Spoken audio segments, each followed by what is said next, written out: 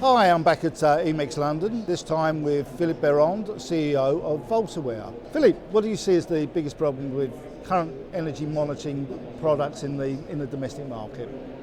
I think the initial thoughts of the government and the utilities was to use the smart metering rollout and the program to help people save energy. I think that we've seen around the world a lot of smart metering programs failing behind sort of expectation that was to save 10 or 15%. Instead, it didn't save anything because it doesn't engage the customer. So I think where I would say the solutions proposed by the utility companies have failed so far is they have failed to engage the customer in the process altogether.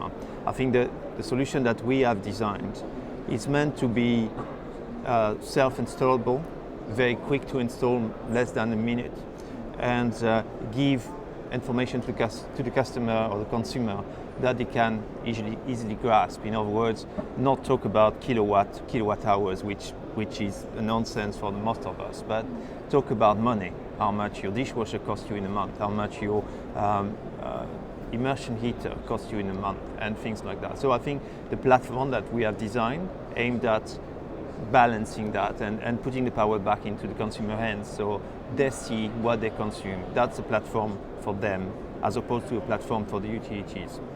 So Philippe, you're telling me that you can actually measure what a washing machine is doing, what a TV is doing, down to individual components.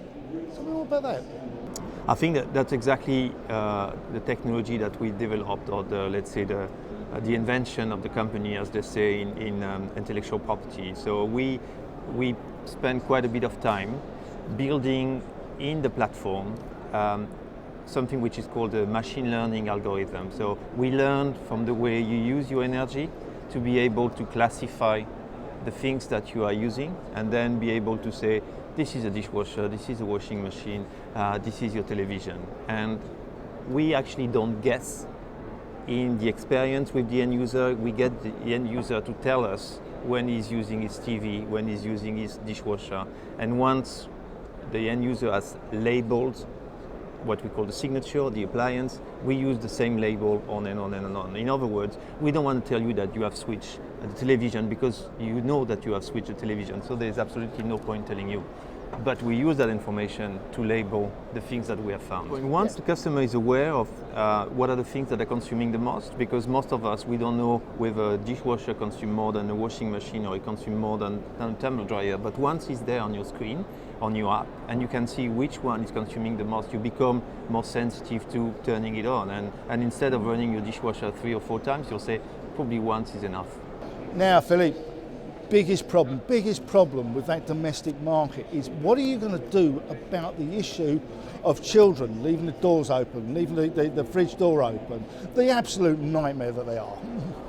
Oh God, we haven't been that far. Okay, cool. I have 5 kids, so I know the problem, so I don't want to do that. They do it themselves. Okay, all right. Voltaware, great, sounds like a great system. Are you the only company in the market doing this? So one of the things I've learned in business school is if you are the only one in the business, you have to exit the business quickly because a big one is coming or there is no market. So luckily, we have a lot of competitors, but we think we are better than them.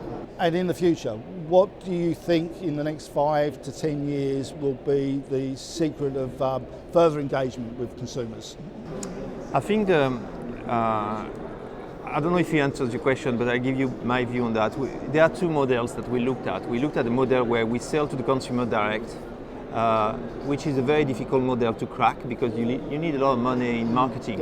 And we looked at the B2B2C model, the model whereby we rely on existing businesses that have customers to convince them to develop that platform to the consumers. So there will be utility companies, there will be social housing organizations, there would be insurance companies, there would be telecommunication companies.